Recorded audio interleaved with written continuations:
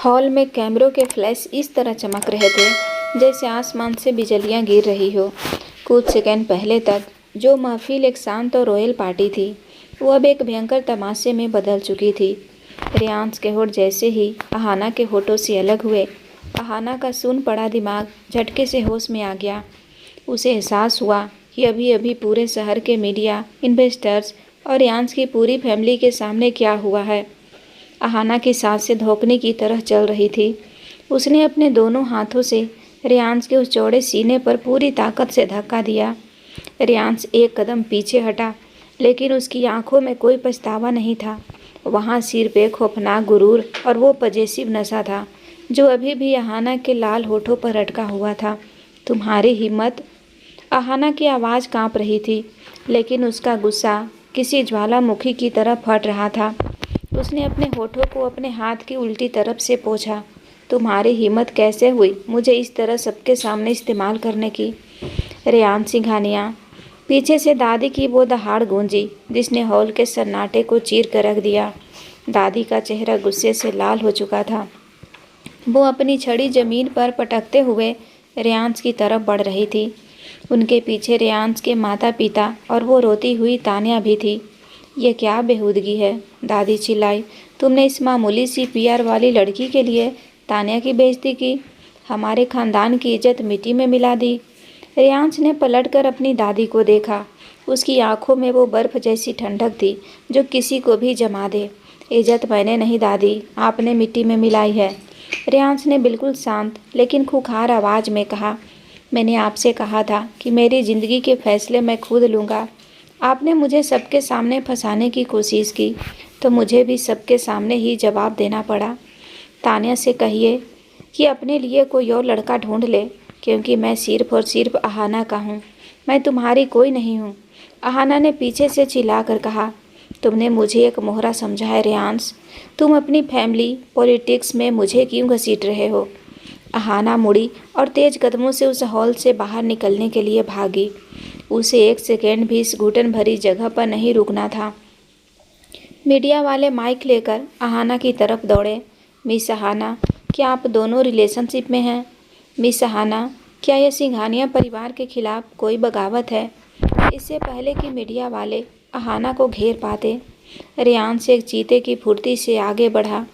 उसने मीडिया के कैमरों के बीच से ही अहाना की कलाई को बहुत मजबूती से जकड़ लिया। छोड़ो मुझे रेयांश, मेरा हाथ छोड़ो। अहाना ने अपना हाथ छुड़ाने की पूरी कोशिश की, लेकिन रेयांश की पकड़ लोहे जैसी थी। सिक्योरिटी, रास्ता खाली करो, रेयांश ने दहाड़ते हुए कहा। उसकी सिक्योरिटी टीम तुरंत एक्टिव हुई और उन्होंने मीडिया वालों को पीछे धकेल कर एक रास्ता बना दिया। रेयांश अहाना को लगभग घसीटते हुए हवेली के बाहर ले गया और अपनी ब्लैक में बैग का दरवाज़ा खोलकर उसे अंदर धकेल दिया। नील, गाड़ी मेरे पेंट हाउस लो, फुल स्पीड में। रेयांश ने खुद अंदर बैठकर दरवाज़ा जोर से बंद करते हुए कहा। कार तेजी से मुंबई की सड़कों पर दौड़ रही थी। पीछे मीडिया की कुछ गाड़ियां उन्हें फॉलो करने की कोशिश कर रही थी, लेकिन रेयांश के ड्राइवर ने उन्हें चकमा दे दिया था। कार के अंदर का माहौल ऐसा था कि कोई माचिस जलाए तो हवा में ही आग लग जाए। अहाना अपनी सीट पर बिल्कुल कोने में सिसक कर बैठी थी। उसका सीना तेजी से ऊपर नीचे हो रहा था। वह गुस्से से पागल हो रही थी। तुम एक नंबर के नीच, घटिया और स्वार्थी इंसान हो रेयांश सिंघानिया। अहाना ने चिल्लाते हुए रेयांश की तरफ देखा। तुमने अपनी दादी से बदला लेने के लिए, उस तानिया से बचने के लिए मेरी इज्जत का तमाशा बना दिया। तुमने मेरा इस्तेमाल किया है। रेयांश ने अपनी टाई को खींचकर ढीला किया और अपना कोट उतारकर साइड में फेंक दिया। वो अहाना की तरफ मुड़ा। इस्तेमाल? रेयांश के होठों पर एक बहुत ही शैतानी और डार्क हंसी आ गई। उसने अपनी कोहनी आर्म रेस्ट पर टिकाई और अहाना के चेहरे के बिल्कुल करीब आ गया। जब मैं तुम्हें चूम रहा था मिस शर्मा, तब तो मुझे नहीं लगा कि तुम्हें कोई परेशानी हो रही थी। तुमने मुझे धक्का क्यों नहीं दिया? तुम्हारी वो उंगलियां मेरे कॉलर को क्यों भींच रही थी? सच तो यह है कि तुम भी उस पल का पूरा मज़ा ले रही थी। अहाना का चेहरा शर्म और गुस्से से टमाटर की तरह लाल हो गया। रेयांश की बात सच थी और यही बात अहाना को सबसे ज़्यादा चुभ रही थी कि वो उस एक पल के लिए रियांश के उस नशे में बह गई थी। कार के अंदर एक जोरदार आवाज़ गूंजी। अहाना ने अपनी पूरी ताकत से अपना हाथ उठाया था, लेकिन वो तमाचा रियांश के गाल पर नहीं पड़ा। रियांश ने हवा में ही अहाना की कलाई को जकड़ लिया था। मेरे साथ ये जंगली बिल्लियों वाला खेल मत खेलना हाना। रियांश की आवाज़ एक खौफनाक फुसफुसाहट में बदल गई। उसने हाना की कलाई को थोड़ा सा मरोड़ते हुए उसे अपनी तरफ खींचा। मैं कबीर नहीं हूँ जो तुम्हारे थप्पड़ खाकर पुलिस बुला लूँगा। मैं रियांश सिंघानिया हूँ। अगर तुमने मुझ पर हाथ उठाने की कोशिश की तो मैं तुम्हारे इन हाथों को हमेशा के लिए जकड़ लूँगा। छोड़ो मुझे दरिंदे। अहाना ने छटपटाते हुए कहा, तुम्हें क्या लगता है तुम मीडिया के सामने ऐलान कर दोगे और मैं तुम्हारी कोई गुलाम बन जाऊंगी? मैं अभी प्रेस रिलीज जारी करूंगी कि तुमने मेरे साथ ज़बरदस्ती की है। मैं तुम्हारी कंपनी और तुम्हारी वो झूठी इमेज दोनों को बर्बाद कर दूंगी। रियांश ने हाना की कलाई को झटके से छोड़ दिया और अपनी सीट पर वापस टेक लगा ली। शौक से करो, रियांश ने बहुत ही ठंडे और कैलकुलेटेड अंदाज में कहा।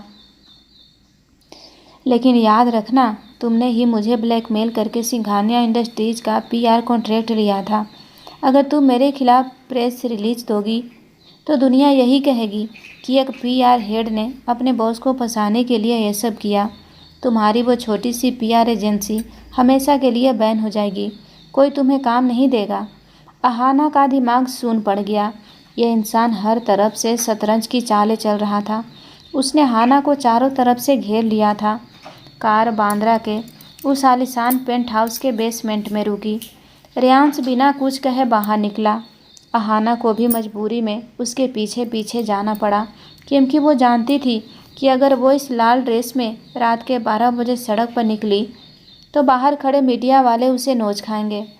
पेंट हाउस का दरवाज़ा खुलते ही रियांश ने अपनी शर्ट के ऊपर के 2 बटन खोले और सीधा बार काउंटर की तरफ जाकर अपने लिए कड़क ड्रिंक बनाई। अहाना ने अपने हाई हिल्स उतारे और उन्हें ज़मीन पर पटक दिया। क्या चाहते हो तुम? अहाना ने अपने बालों को झटके से पीछे करते हुए बिल्कुल थकी हुई लेकिन कड़क आवाज़ में पूछा। ये सब क्या था रियांश? तुमने मेरी ज़िंदगी क्यों नरक बना दी है? रियांश ने अपने ड्रिंक का एक घूंट लिया और मुड़कर अहाना को देखा। उस लाल ड्रेस में वो सच में किसी कयामत जैसी लग रही थी। रियांश का दिमाग अभी भी उस किस के खुमार से पूरी तरह बाहर नहीं आया था, लेकिन उसका ईगो उसे कंट्रोल में रखे हुए था। मैंने तुम्हारी ज़िंदगी नरक नहीं बनाई हाना। मैंने तुम्हें एक ऐसा ऑफ़र दिया है जो तुम्हारे लिए बहुत काम का है। रियांश चलते हुए काउच के पास आया और बैठ गया। कैसा ऑफ़र? मुझे तुम्हारी कोई दौलत या तुम्हारा नाम नहीं चाहिए।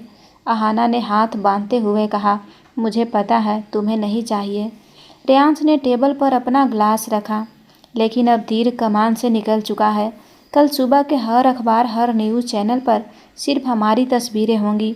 मेरी दादी कल सुबह ही कोई प्रेस कॉन्फ्रेंस करके तुम्हें चरित्रहीन साबित करने की कोशिश करेगी ताकि वो तान्या को वापस ला सके, और तुम्हारे वो फालतू क्लाइंट्स और वो कबीर जैसे लूजर लोग तुम्हारे इस तमाशे पर हंसेंगे। अहाना चुप रही क्योंकि रियांश सच कह रहा था। तो फिर उपाय क्या है? अहाना ने अपनी दांत पीसते हुए पूछा। रियांश ने अहाना के आंखों में सीधा देखते हुए अपनी सातिर चाल चली। उपाय ये है कि हम दोनों इस खेल को तब तक खेलेंगे जब तक हम दोनों का फ़ायदा है। रियांश ने कहा, तुम्हें एक फेक रिलेशनशिप का कॉन्ट्रैक्ट साइन करना होगा। अगले 6 महीने तक दुनिया की नज़रों में तुम मेरी होने वाली पत्नी हो। तुम मेरे साथ रहोगी, मेरे साथ पार्टीज में जाओगी और मेरी फैमिली के सामने यह साबित करोगी कि हम एक दूसरे से पागलों की तरह प्यार करते हैं। व्हाट? अहाना चिल्लाई। मैं तुम्हारे साथ एक ही घर में रहूँगी, वो भी तुम्हारी झूठी मंगेतर बनकर। Are you mad? मैं बिल्कुल होश में हूँ। रियांश अपनी जगह से खड़ा हुआ और अहाना के पास आया। इसके बदले में तुम्हारी वो फ्लेयर मीडिया देश की सबसे बड़ी पीआर एजेंसी बन जाएगी। सिंघानिया के नाम के साथ जुड़कर तुम्हारे पास वो पावर आ जाएगी कि वो कबीर तो क्या, शहर का कोई भी बड़ा बिजनेसमैन तुम्हारी तरफ आंखें उठाकर भी नहीं देख पाएगा। तुम पावर चाहती हो ना? मैं तुम्हें वो पावर दे रहा हूँ। अहाना ने रियांश की उन आँखों में देखा। ये एक बिजनेस डील थी, एक बहुत ही खतरनाक बिजनेस डील। और 6 महीने बाद? अहाना ने पूछा। 6 महीने बाद? हम एक शांतिपूर्ण ब्रेकअप अनाउंस कर देंगे। मैं अपनी दादी को कह दूंगा कि हमारे बीच कुछ नहीं बचा और तुम अपनी इज्जत और अपनी कंपनी लेकर आज़ाद हो जाओगी। रेयांश ने बहुत ही प्रैक्टिकल लहजे में कहा। अहाना कुछ देर तक खामोश रही। उसने सोचा कि अगर वो इस वक्त रेयांश से लड़कर बाहर जाती है तो उसकी पूरी इज्जत नीलाम हो जाएगी, उसकी कंपनी डूब जाएगी। लेकिन अगर वो यह सौदा मान लेती है तो वो रेयांश की पावर का इस्तेमाल करके अपने दुश्मनों को ख़त्म कर सकती है। अहाना ने एक गहरी सांस ली। उसने रेयांश की आंखों में एक बेहद खतरनाक और कॉन्फिडेंट स्माइल के साथ देखा। डील मंजूर है मिस्टर सिंघानिया, अहाना ने कहा, लेकिन इस झूठे नाटक में एक शर्त मेरी भी होगी। रेयांश ने अपनी भौहें सिकोड़ी। क्या शर्त? यह रिलेशनशिप सिर्फ दुनिया के लिए है। अहाना ने रेयांश के सीने पर उंगली रखते हुए बहुत ही कड़क आवाज़ में कहा, इस बंद दरवाजे के पीछे तुम मेरे बॉस नहीं हो और ना ही मेरे बॉयफ्रेंड। तुम मुझसे 10 फुट की दूरी बना कर रखोगे। अगर तुमने मुझे दोबारा बिना मर्जी के छूने की कोशिश की या आज ऐसा कोई तमाशा किया तो मैं तुम्हारा वो ईगो और तुम्हारा वो घमंड ऐसा तोड़ूंगी कि तुम जिंदगी भर याद रखोगे। रेयांश ने हाना की उन उंगली को देखा जो उसके सीने पर थी। उसके होठों पर एक बहुत ही नशीली और डार्क हंसी आ गई। उसने हाना की उस उंगली को पकड़ा और बहुत ही आहिस्ता से लेकिन एक खौफनाक पजेसिवनेस के साथ उसे नीचे कर दिया। डरो मत जंगली बिल्ली, रेयांश ने हाना के कान के पास झुकते हुए फुसफुसाया। मुझे ज़बरदस्ती करने का कोई शौक़ नहीं है। तुम खुद मेरे पास आओगी। यह मेरा ईगो नहीं, मेरा दावा है।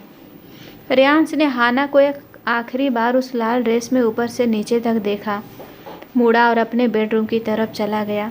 अहाना वहीं खड़ी रह गई। उसके दिल की धड़कनें बेकाबू हो रही थी। उसने आज उस शैतान के साथ एक ऐसे कॉन्ट्रैक्ट पर हाँ कर दी थी जो उसकी पूरी ज़िंदगी को आग लगाने वाला था। वो नफ़रत से शुरू हुई यह जंग अब एक बंद घर की दीवारों के बीच किस खतरनाक मोड़ पर जाने वाली थी, यह तो वक्त ही बताने वाला था। ग्लास पेंट हाउस की खिड़कियों से छनकर अंदर आ रही थी। रात का वो भयंकर तमाशा, वो किस और वो खतरनाक कॉन्ट्रैक्ट। अहाना का दिमाग अभी भी इस सब चीज़ों को प्रोसेस कर रहा था। अहाना ने गेस्ट रूम के बड़े से शीशे के सामने खड़े होकर खुद को देखा। उसने रेयांश की एक over size black T shirt पहनी हुई थी जो घुटनों तक आ रही थी, क्योंकि रात को उसके पास बदलने के लिए कपड़े नहीं थे। उसने गहरी सांस ली, दरवाज़ा खोला और बाहर लिविंग एरिया में आई। रेयांश ओपन किचन में खड़ा था। उसने डार्क ग्रे ट्रैक पैंट्स पहने हुए थे और ऊपर शर्ट नहीं थी। उसका वो चौड़ा और कसरती सीना, उस पर पानी की कुछ बूंदें। अहाना के कदम एक पल के लिए वहीं रुक गए। वो इंसान जितना खड़ूस था, दिखने में उतना ही खतरनाक अट्रैक्टिव था। रेयांश ने ब्लैक कॉफ़ी का मग हाथ में लिया और मुड़कर अहाना को देखा। उसकी नज़रें अहाना के नंगे पैरों से होती हुई उस टी शर्ट तक गई जो उसी की थी। रेयांश की आंखों में एक अजीब सी चमक आई, लेकिन उसने तुरंत अपना वो ईगो वाला मास्क पहन लिया। Good morning fake fiance, Reyansh ने कॉफ़ी का घूंट लेते हुए ताना मारा। उम्मीद है मेरे इस आलीशान घर में तुम्हें वो पुलिस स्टेशन वाली फीलिंग नहीं आई होगी। अहाना ने अपने बालों को रफ तरीके से बांधा और चलते हुए किचन के काउंटर तक आई। तुम्हारी शक्ल देखकर मुझे जेल के किसी सड़े हुए वार्डन की याद जरूर आ रही है। अहाना ने अपनी बात बेबाकी से रखी और खुद के लिए कॉफ़ी मशीन ऑन कर दी। और हाँ, 10 फुट की दूरी मिस्टर सिंघानिया, यह हमारा कॉन्ट्रैक्ट है। रेयांश ने एक डार्क स्माइल दी।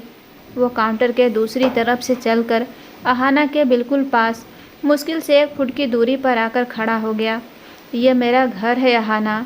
रेयांश की आवाज़ भारी और सुबह की वजह से थोड़ी खुरदरी थी। मेरे घर में मेरे रूल्स चलते हैं, तुम्हारे ये 10 फुट वाले कॉन्ट्रैक्ट नहीं। और वैसे भी जिस टी शर्ट में तुम इस वक्त खड़ी हो उसमें तुम मेरी प्रॉपर्टी ज़्यादा लग रही हो। अहाना का दिल तेज धड़कने लगा, लेकिन उसने पीछे हटने के बजाय अपनी कॉफ़ी का मग उठाया और रेयांश की आंखों में बिल्कुल उसी गुरूर से देखा।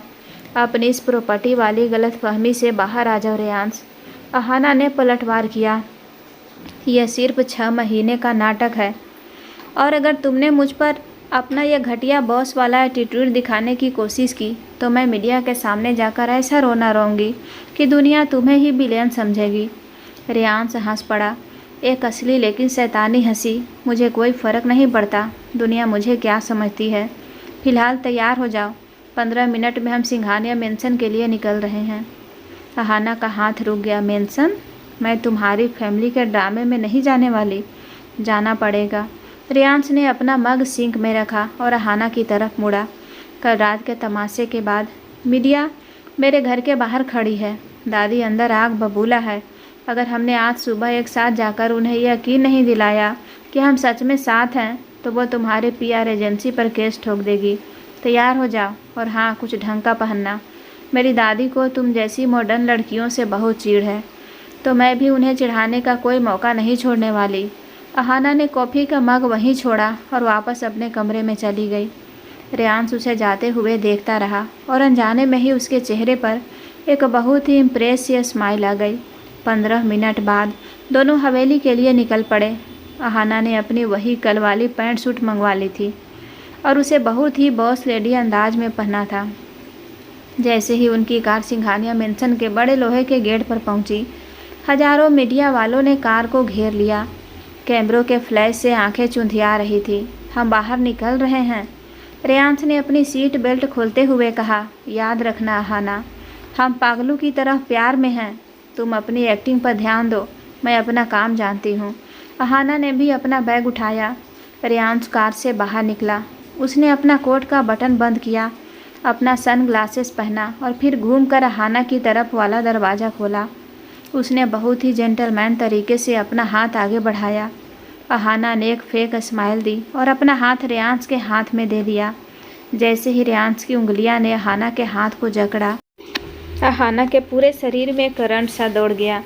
रियांश ने उसे अपनी तरफ खींचा और बहुत ही पजेसिव तरीके से अपना हाथ अहाना के कमर पर रख दिया।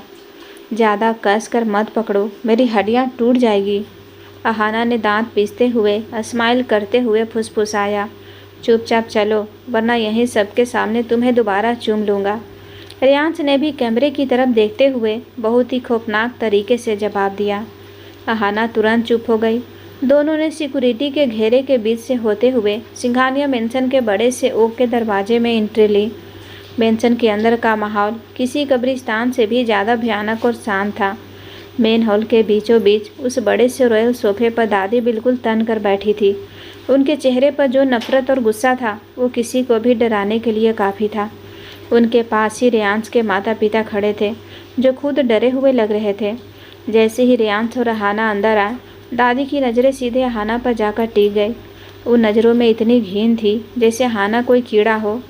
रियांश ने अहाना की कमर से हाथ नहीं हटाया और सीधा जाकर दादी के सामने खड़ा हो गया। दादी, रियांश ने बिना किसी झिझक के कहा। चुप रहो रियांश। दादी अपनी जगह से खड़ी हो गई। उनकी आवाज़ पूरे हॉल में गूंज उठी। तुमने कल रात जो भी तमाशा किया मैंने बर्दाश्त कर लिया, लेकिन इस लड़की को तुम इस घर में लेकर आओगे, यह मैं कभी बर्दाश्त नहीं करूँगी। यह मेरी होने वाली पत्नी है दादी, और इस घर की होने वाली बहू। रियांश ने बिल्कुल ठंडे लहजे में कहा। ये एक पीआर एजेंसी चलाने वाली मामूली सी लड़की है। दादी ने नफरत से अहाना को देखा। मुझे पता है तुम जैसी लड़कियों का खेल। तुम लोग बड़े घरों के लड़कों को फंसाती हो, मीडिया में तमाशा करती हो और फिर ऐश करती हो। रियांश का खून खौलने लगा। वो अपनी दादी का जवाब देने ही वाला था कि तभी अहाना ने धीरे से रियांश का हाथ अपनी कमर से हटाया। रियांश ने हैरानी से अहाना को देखा। अहाना बिना किसी घबराहट के पूरे स्वैग और कॉन्फिडेंस के साथ 2 कदम आगे बढ़ी और दादी के बिल्कुल सामने जाकर खड़ी हो गई। मामूली लड़की? अहाना ने एक बहुत ही शार्प और व्यंग्यात्मक हंसी हंसी। शायद आपकी इन्फॉर्मेशन थोड़ी कच्ची है मिसेज सिंघानिया। मैं मामूली नहीं हूँ, मैं सेल्फ मेड हूँ। मैंने अपनी कंपनी अपने दम पर खड़ी की है, किसी खानदानी तिजोरी के पैसों से नहीं। हॉल में सन्नाटा छा गया। रियांश के माता पिता हैरान थे कि इस लड़की में इतनी हिम्मत कहाँ से आई। दादी का चेहरा और भी भयानक हो गया। उन्होंने पास रखी टेबल से एक चेकबुक उठाई, उस पर एक साइन किया और उसे अहाना के मुंह पर फेंकने के अंदाज में आगे बढ़ दिया। यह ब्लैंक चेक है, दादी ने घुराते हुए कहा। इसमें जितना अमाउंट भरना है भर लो, 10 करोड़ 20 करोड़, जितना तुम्हारी ज़िंदगी भर की औकात भी नहीं होगी।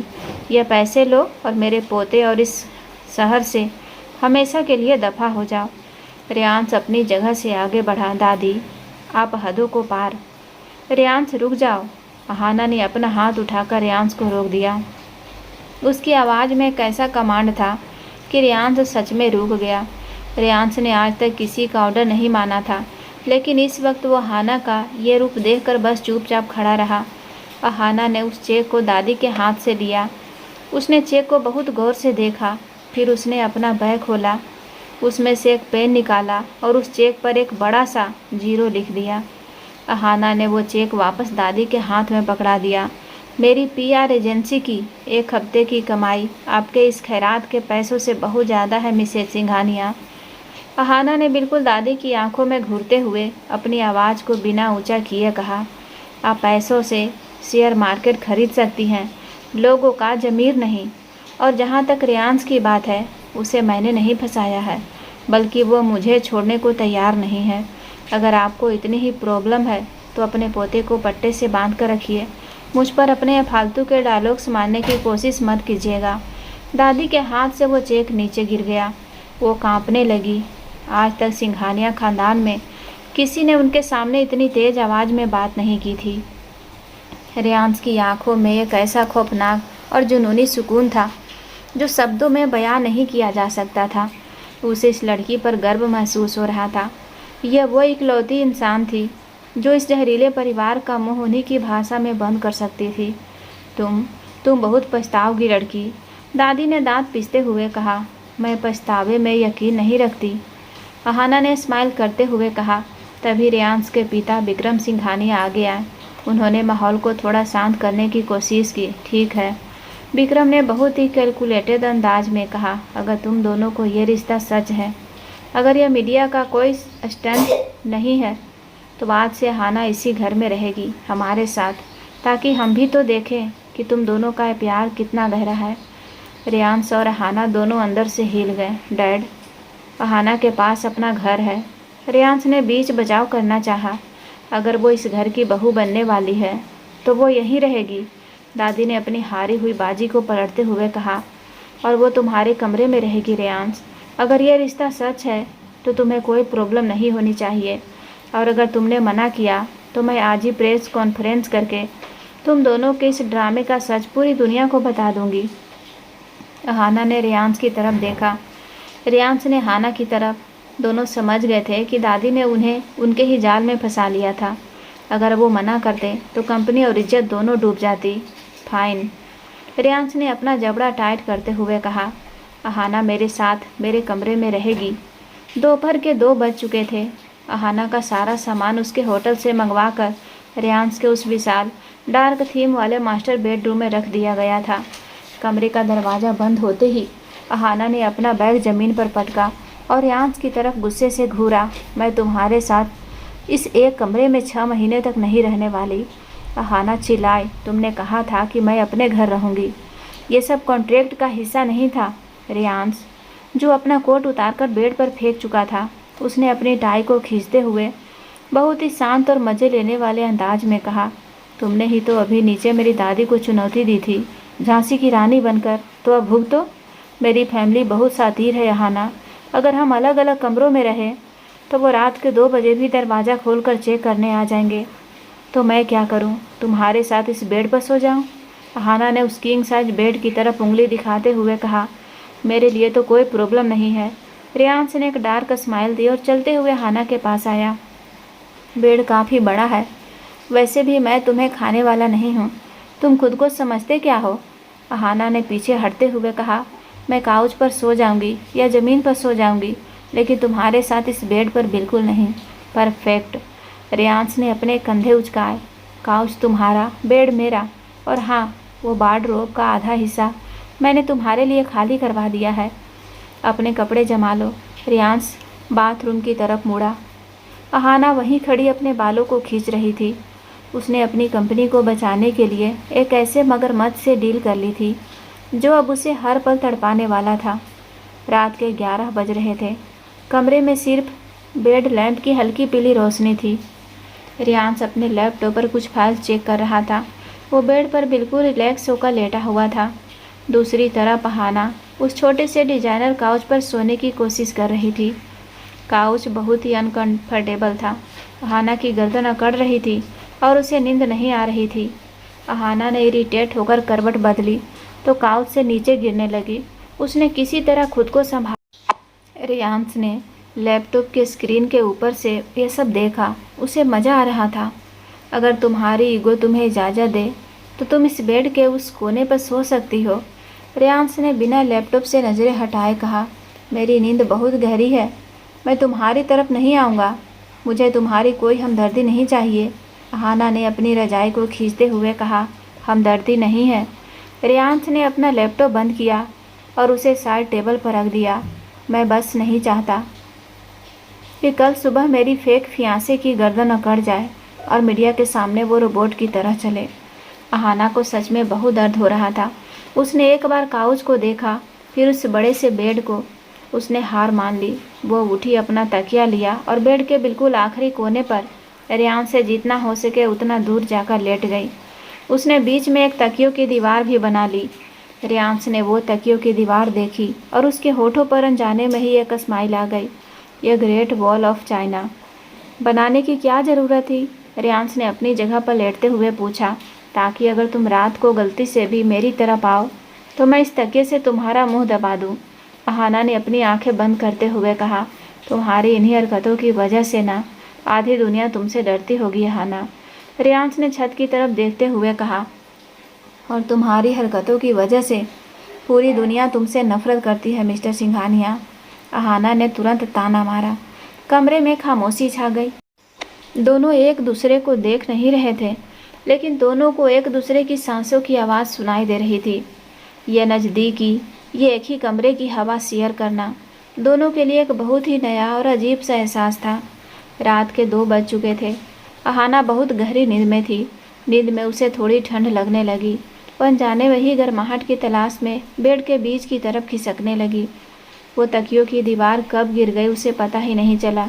रियांश भी सो रहा था। अहाना नींद में पलटते हुए रियांश के बिल्कुल करीब आ गई।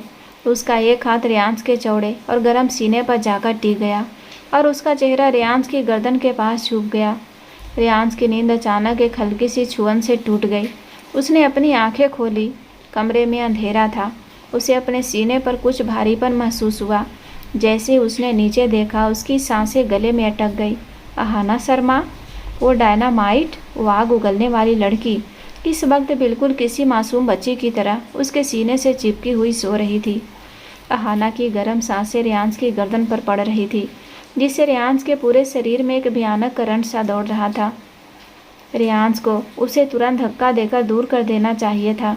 उसे अहाना को जगाकर चिल्लाना चाहिए था, लेकिन रियांश का हाथ उठा और उसने अहाना को दूर करने के बजाय बहुत ही आहिस्ता से बिना उसे जगाए अपना हाथ अहाना की पतली कमर पर रख दिया।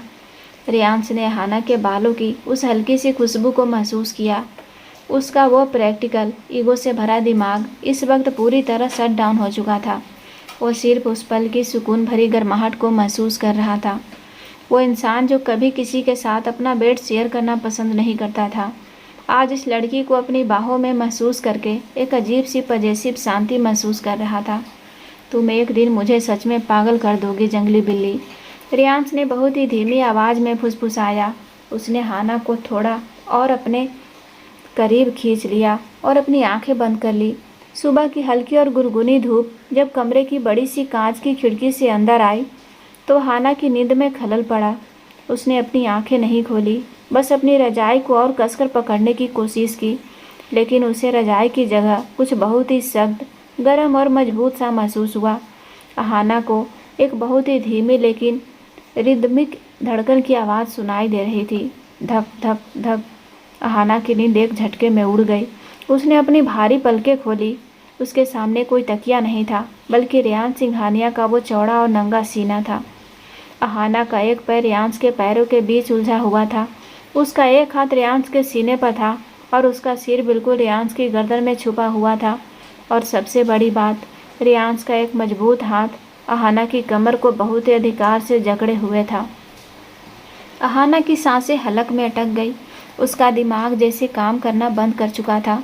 इससे पहले कि वो चिल्लाती या पीछे हटती, एक बहुत ही गहरी भारी सुबह की वजह से थोड़ी खुरदुरी आवाज़ कमरे के सन्नाटे में गूंजी। अगर तुम्हारा मुझे इस तरह अपनी बाहों में जकड़ने का मन भर गया हो तो क्या तुम मेरे ऊपर से उठोगी मिस शर्मा, या मेरा खून पीकर ही मानोगी? अहाना ने झटके से अपना सिर उठाया। रियांश पूरी तरह से जाग रहा था। उसका सिर तकिए पर था और वो बहुत ही मज़ेदार लेकिन शैतानी मुस्कान के साथ अहाना को ऊपर से नीचे तक देख रहा था। अहाना किसी बिजली की तरह झटके से पीछे हटी। वो इतनी बुरी तरह हड़बड़ाई कि उसका बैलेंस बिगड़ गया और वो सीधा बेड से नीचे फर्श पर जा गिरी। आउच! अहाना ने अपनी कमर सहलाते हुए दर्द से कहा। रियांश अपनी कोहनी के बल उठा, बेड के किनारे से नीचे झांकते हुए अहाना को देखा। उसकी आंखों में वो खौफनाक गुरूर वापस आ चुका था। तुमने मुझे छुआ कैसे? अहाना ने फर्श से ही चिल्लाते हुए पास रखा एक कुशन उठाया और रियांश के मुंह पर दे मारा। हमारा कॉन्ट्रैक्ट था 10 फुट की दूरी का। तुम एक नंबर के ठरकी और नीच इंसान हो रियांश सिंघानिया। रियांश ने बहुत ही आसानी से उस कुशन को हवा में ही पकड़ लिया। उसने अपनी भौहें सिकोड़ी और एक बहुत ही डार्क हंसी हंसा। ठरकी मैं हूँ या तुम रात में नींद में चलने वाली कोई चुड़ैल हो? रियांश बेड से नीचे उतरा और बिल्कुल कैजुअल अंदाज में चलते हुए अहाना के पास आया। रात को तुमने खुद को तकिए की दीवार तोड़ी। तुम खुद खिसक कर मेरी तरफ आई और तुमने खुद मुझे ऐसे जकड़ लिया जैसे मैं कोई टेडी बियर हूँ। मैंने तो बस तुम्हें बेड से नीचे गिरने से बचाने के लिए पकड़ा था। अगर मुझे ज़बरदस्ती करनी होती अहाना तो मैं तुम्हारे जागने का इंतज़ार नहीं करता। अहाना का चेहरा शर्म और गुस्से से लाल हो गया। उसे याद आ रहा था कि रात को उसे ठंड लग रही थी और वो खुद गर्माहट ढूंढते हुए रियांश की तरफ गई थी। गलती उसकी अपनी थी, लेकिन वो इस घमंडी इंसान के सामने ये मानने वाली नहीं थी। चुप रहो तुम। अहाना ज़मीन से उठी और अपने बाल ठीक करते हुए बोली। आज के बाद इस बेड के बीच में मैं तकियों की नहीं बल्कि लोहे की दीवार खड़ी करूँगी। और अपना एटीट्यूड अपने पास रखो। मुंह फेरो, मुझे बाथरूम जाना है। अहाना पैर पटकते हुए बाथरूम में घुस गई और दरवाज़ा इतनी ज़ोर से बंद किया कि रियांश के होठों पर एक असली मुस्कान आ गई। पागल लड़की, रियांश ने फुसफुसाया और अपने लिए कॉफ़ी बनाने चला गया। आधे घंटे बाद अहाना ने एक बहुत ही शार्प वाइट शर्ट और वेज कलर का फॉर्मल ट्राउज़र पहना हुआ था। वो बिल्कुल सिंघानिया इंडस्ट्रीज़ की बॉस लेडी लग रही थी। रियांश भी अपने dark blue three piece suit में तैयार था। दोनों जैसे ही सीढ़ियों से नीचे डाइनिंग हॉल में पहुँचे, वहाँ का नज़ारा देखकर अहाना का मूड फिर से ख़राब हो गया। डाइनिंग टेबल पर दादी बैठी थी और उनके बिल्कुल बगल वाली कुर्सी पर तानिया बैठी थी। वही तानिया जिसे दादी ने कल रात रियांश के लिए चुना था। तानिया जानबूझकर आज सुबह नाश्ते पर आई थी ताकि अहाना को नीचा दिखा सके। रियांश ने तानिया को देखा और उसका जबड़ा गुस्से से टाइट हो गया। वो कुछ बोलने ही वाला था कि अहाना ने चुपके से रियांश के हाथ को अपनी उंगलियों में फंसा लिया। रियांश ने हैरानी से अहाना को देखा। अहाना के चेहरे पर वो कल रात वाली बेबस लड़की नहीं थी, बल्कि एक बहुत ही शातिर और ड्रामेबाज पीआर हेड थी, जिसे मीडिया और लोगों से खेलना बहुत अच्छे से आता था। गुड मॉर्निंग दादी, अहाना ने बहुत ही मीठी और चहकती हुई आवाज़ में कहा और रियांश का हाथ पकड़े हुए ही टेबल की तरफ बढ़ी। और तानिया, राइट, कल रात की बेइज्जती के बाद मुझे लगा नहीं था कि तुम इतनी जल्दी इस घर में वापस आओगी। तुम्हारा कॉन्फिडेंस सच में काफिले तारीफ है। तानिया का चेहरा गुस्से से पीला पड़ गया। दादी ने अपना कांटा प्लेट पर जोर से पटका। तमीज़ से बात करो अहाना, तानिया इस घर की मेहमान है और तुम्हारी तरह कोई मामूली लड़की नहीं, बल्कि एक बहुत बड़े खानदान की बेटी है। खानदान बड़ा होने से सेल्फ रिस्पेक्ट बड़ी नहीं हो जाती मिसेज सिंघानिया। अहाना ने बहुत ही आराम से रियांश के बगल वाली कुर्सी खींचते हुए कहा। रियांश अपनी हंसी कंट्रोल कर रहा था। उसे अहाना का यह बेबाक अंदाज अंदर ही अंदर बहुत सुकून दे रहा था। वो भी अपनी कुर्सी पर बैठ गया। तानिया ने अहाना को इग्नोर करते हुए रियांश की तरफ एक मीठी स्माइल पास की। रियांश, मैंने तुम्हारे लिए सैंडविच बनाए हैं, तुम्हें मशरूम पसंद है ना? तानिया ने एक प्लेट रियांश की तरफ बढ़ाई। रियांश कुछ बोलता उससे पहले अहाना ने वो प्लेट बीच में ही रोक ली और उसे वापस तानिया की तरफ खिसका दिया। ओह सॉरी तानिया, अहाना ने बिल्कुल एक पजेसिव गर्लफ्रेंड की तरह एक्ट करते हुए रियांश के कंधे पर अपना सिर रख दिया। मेरे बेबी, को सुबह सुबह सिर्फ ब्लैक कॉफ़ी और मेरे हाथ का बना हुआ टोस्ट पसंद है। Right baby. रेयांश के मुंह में जो कॉफ़ी थी वो जाते जाते उसके गले में अटक गई। वो बुरी तरह खांसने लगा। रे बेबी। इस लड़की ने शहर के सबसे बड़े माफिया को सबके सामने रे बेबी बुला दिया था। अहाना ने रेयांश की पीठ सहलाते हुए बहुत ही मासूमियत से पूछा, क्या हुआ जान, कॉफ़ी ज़्यादा गर्म थी क्या? रेयांश ने अहाना को एक ऐसी कातिलाना नज़र से देखा कि अगर नज़रें मार सकती तो अहाना वहीं ढेर हो जाती। लेकिन रेयांश खेल समझ चुका था। उसने भी अपनी एक्टिंग शुरू कर दी। मैं बिल्कुल ठीक हूँ स्वीट हार्ट। रेयांश ने दांत पीसते हुए अहाना के गाल को बहुत ही प्यार से सहलाते हुए कहा, तुम्हारे हाथों से जहर भी मिले तो वो भी मुझे मीठा लगेगा। दादी और तान्या दोनों का मुंह खुले के खुले रह गया। उन दोनों को समझ आ गया था कि ये जोड़ी यहाँ से हिलने वाली नहीं है। ये बेशर्मी तुम दोनों अपने कमरे में जाकर करो। दादी ने नफरत से मुंह फेरते हुए कहा, चलो तान्या, मुझे यहाँ की हवा में घुटन हो रही है। दादी तान्या को लेकर वहाँ से चली गई। उनके जाते ही हाना ने झटके से रेयांश के कंधे से अपना सिर हटाया और दूर खिसक कर बैठ गई। Sweet heart. अहाना ने अपना टोस्ट चबाते हुए ताना मारा, तुम्हारी एक्टिंग बहुत घटिया थी रेयांश। और तुम्हारा वो रे बेबी। रेयांश ने अपनी कॉफ़ी टेबल पर पटकते हुए बिल्कुल खौफनाक आवाज़ में कहा, अगर तुमने दोबारा मुझे इस नाम से बुलाया हाना तो मैं सच में तुम्हें इस टेबल से नीचे फेंक दूंगा। मेरी कंपनी में मेरा एक रुतबा है, कोई मुझे इस फालतू नाम से नहीं बुलाता। तो फिर तैयार रहना मिस्टर सिंघानिया, क्योंकि अगले 6 महीने तुम्हें मेरे ऐसे ही फालतू नाम सुनने पड़ेंगे। अहाना ने अपना बैग उठाया और पूरे स्वैग से मेन दरवाजे की तरफ बढ़ गई। रेयांश बस उसे जाते हुए घूरता रह गया। ये लड़की उसके कंट्रोल से पूरी तरह बाहर थी और यही बात रेयांश को पागल कर रही थी। दोपहर के 1 बज रहे थे। अहाना अपनी टीम के साथ पीआर डिपार्टमेंट में बहुत बिजी थी। कल रात की दादी की पार्टी और रेयांश की उस ऐलान के बाद पूरी कंपनी में अहाना को लेकर एक अलग ही खौफ और इज्जत बन गई थी। हर कोई उसे सिंघानिया एम्पायर की होने वाली मालकिन के तौर पर देख रहा था।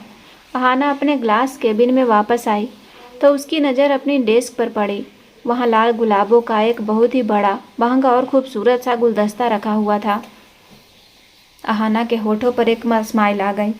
उसने सोचा कि शायद रेयांश ने मीडिया को दिखाने के लिए या अपनी फेक इमेज को मेंटेन करने के लिए फूल भेजे होंगे।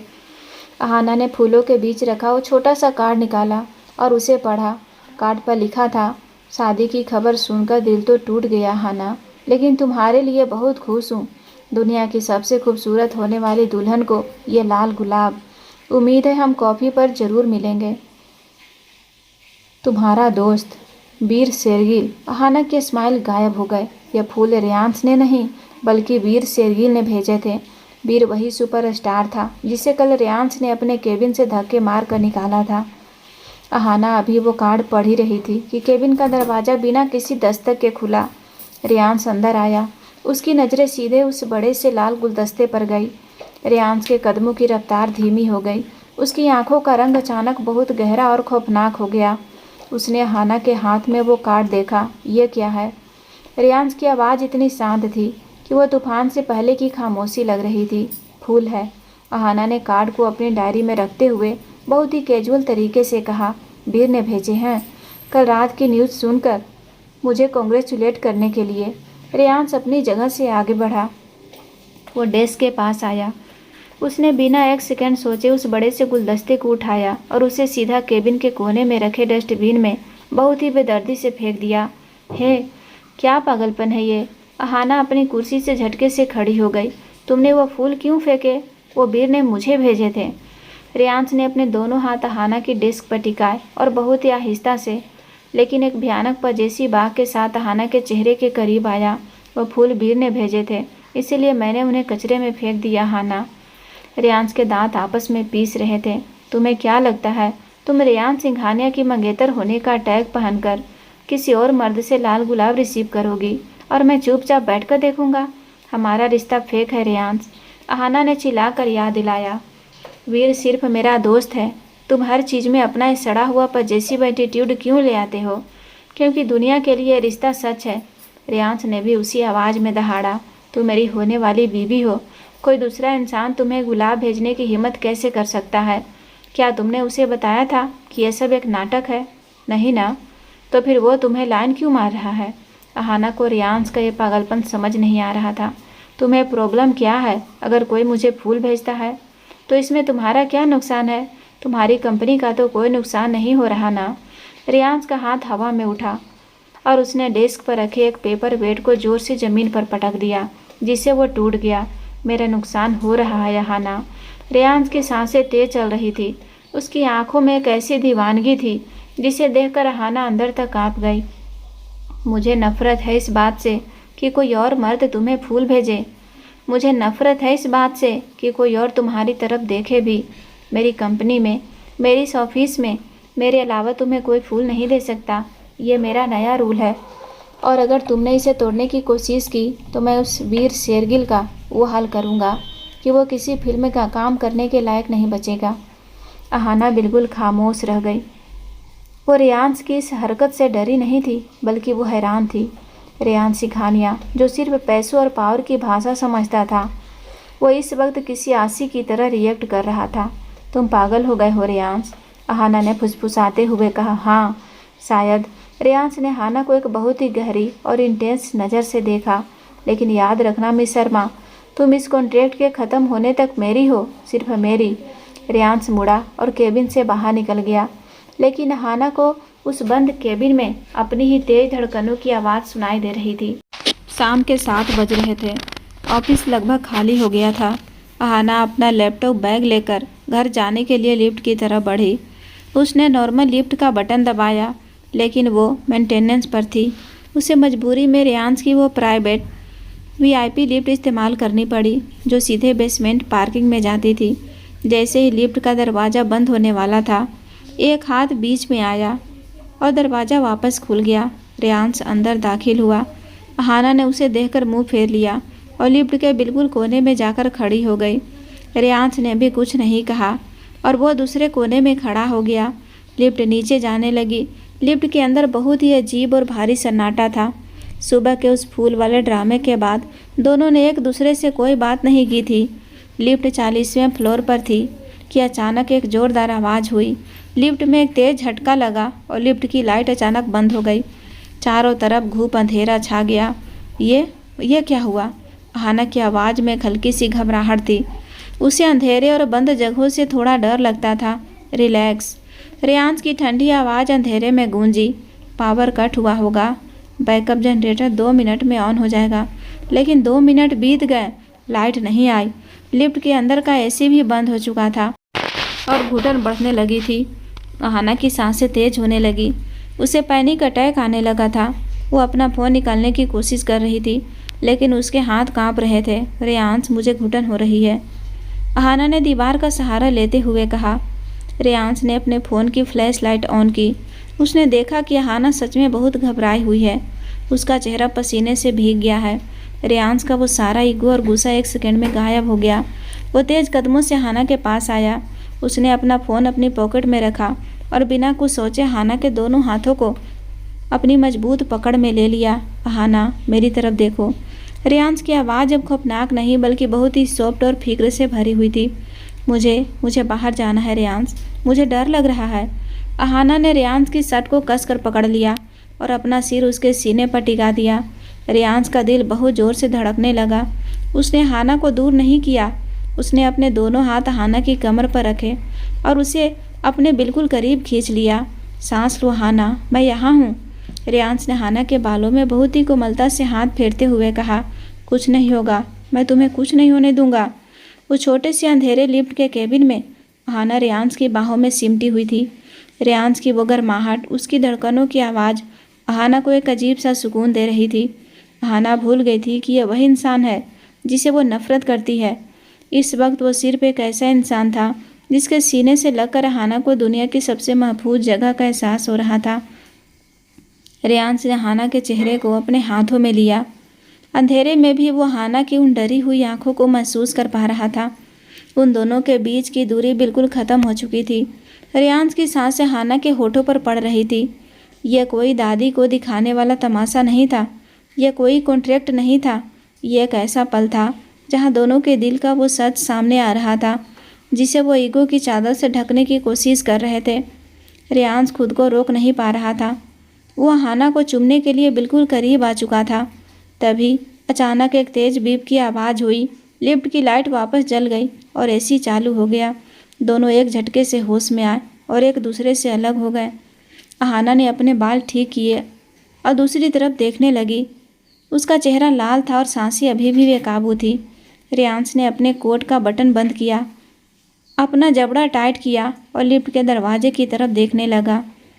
लेकिन उन दोनों को पता था कि उस अंधेर लिफ्ट में कुछ ऐसा बदल गया था जिसे अब वापस पहले जैसा नहीं किया जा सकता था। नफरत की वो दीवार अब दरक चुकी थी और उसके पीछे एक ऐसा इश्क धड़कने लगा था जो बहुत जल्द पूरे सिंघाने एम्पायर को अपनी लपेट में लेने वाला था। लिफ्ट के उस अंधेरे और दमघोटू हादसे को 2 महीने बीत चुके थे। इन 2 महीनों में हाना और रेयांश के बीच का वो नकली कॉन्ट्रैक्ट एक बहुत ही अजीब सी हकीकत में बदलने लगा था।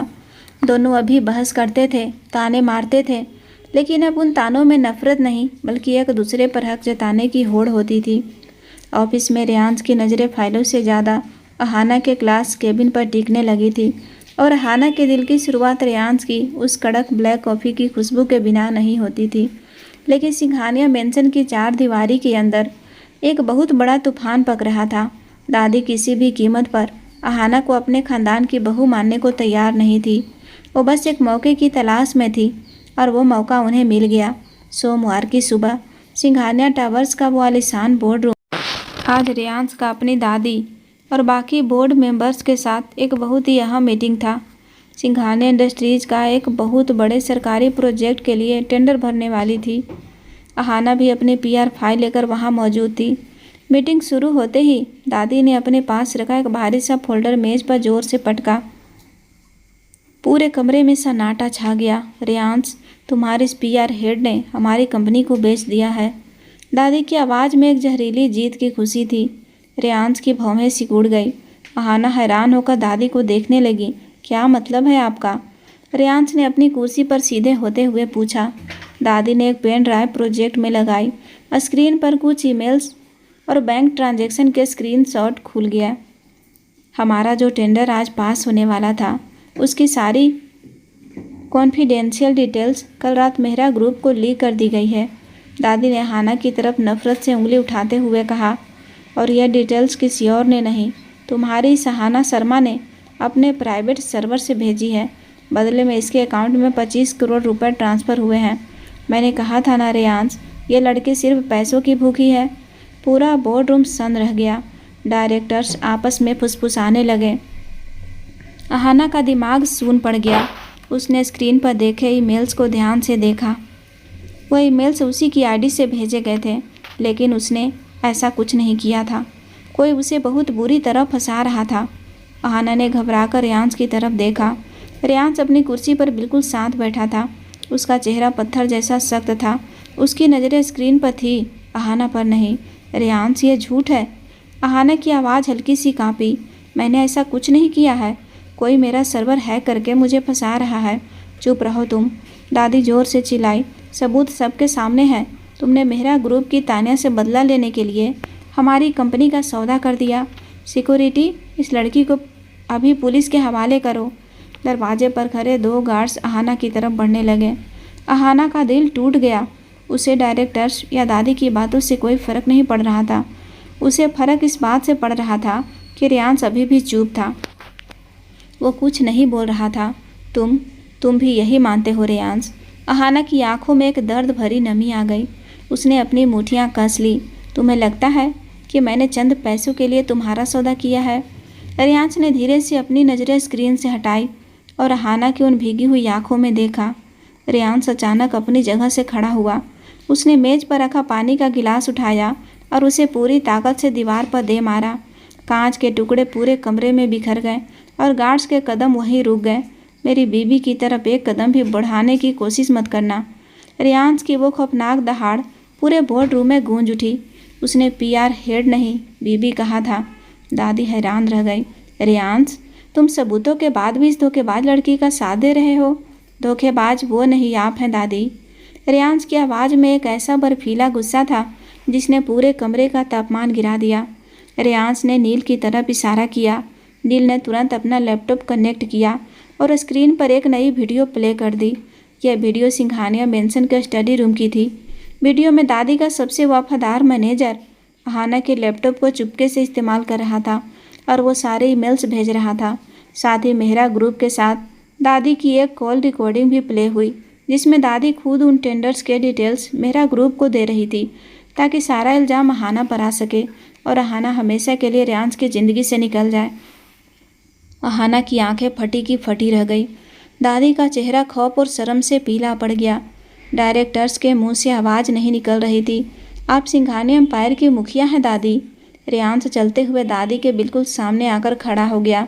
उसकी आंखों में कोई इज्जत नहीं, सिर्फ एक खुखार गुरूर था। और अपनी झूठी शान, अपनी ईगो को बचाने के लिए आपने अपनी ही कंपनी का सौदा कर दिया, सिर्फ इसीलिए ताकि आप इस लड़की को नीचा दिखा सकें। रेयांश, मैंने यह सब सिर्फ तुम्हारे भले के लिए किया था। यह लड़की तुम्हारे लायक नहीं है। दादी ने हकलाते हुए खुद को सही साबित करने की कोशिश की। मेरे लायक क्या है और क्या नहीं, यह मैं तय करूँगा, रेयांश ने बिल्कुल ठंडे लहजे में कहा।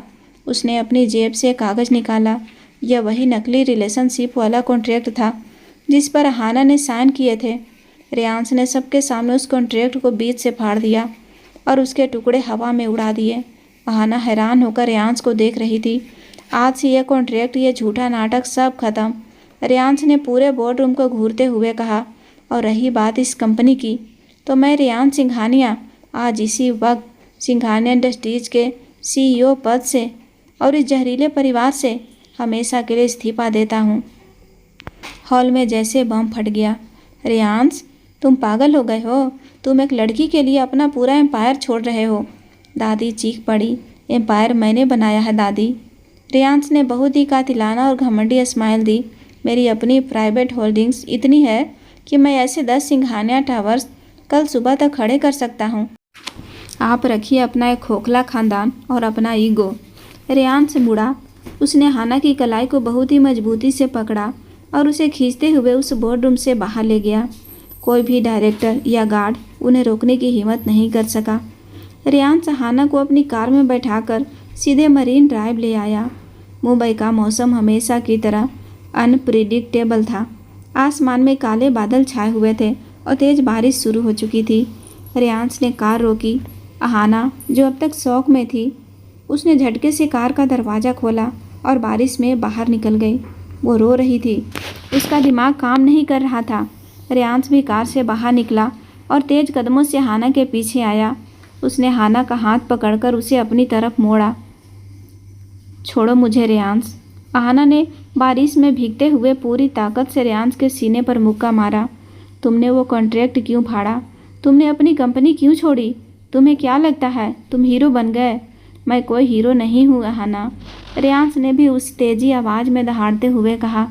बारिश का पानी दोनों के चेहरों से बह रहा था। मैंने वो कॉन्ट्रैक्ट इसीलिए फाड़ा क्योंकि मुझे अब उस कागज़ के टुकड़े की ज़रूरत नहीं है तुम्हें अपने पास रखने के लिए। तो फिर किसकी ज़रूरत है? अहाना ने रोते हुए कहा। तुम एक नंबर के कंट्रोल फिक्र हो। तुम्हें बस अपनी पावर दिखानी थी। तुम्हें मेरा तमाशा बनते हुए नहीं देखना था क्योंकि मैं तुम्हारी प्रॉपर्टी थी ना। रेयांश का सब्र टूट गया। उसने आगे बढ़कर अहाना की दोनों कलाइयों को एक ही हाथ से जकड़ा और उसे पीछे धकेलते हुए कार के दरवाजे से सटा दिया। रेयांश का सीना तेजी से ऊपर नीचे हो रहा था।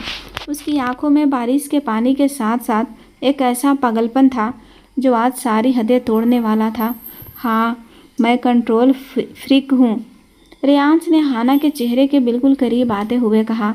हाँ, मैं ईगोइस्टिक हूँ, घमंडी हूँ, नीच हूँ, लेकिन भाड़ में गया मेरा ईगो, भाड़ में गई वो कंपनी और भाड़ में गई वो दुनिया।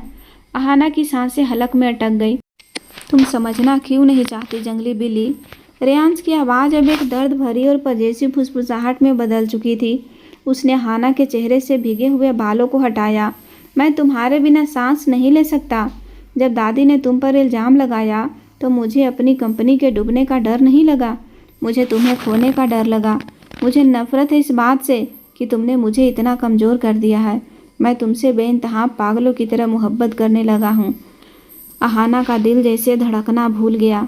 रेयान सिंघानिया, वो पत्थर दिल इंसान आज मुंबई की सड़कों पर बारिश में भीगते हुए उसके सामने अपने इश्क का इकरार कर रहा था। तुम मुझसे प्यार करते हो? अहाना के होठों से मुश्किल से लफ्ज निकले।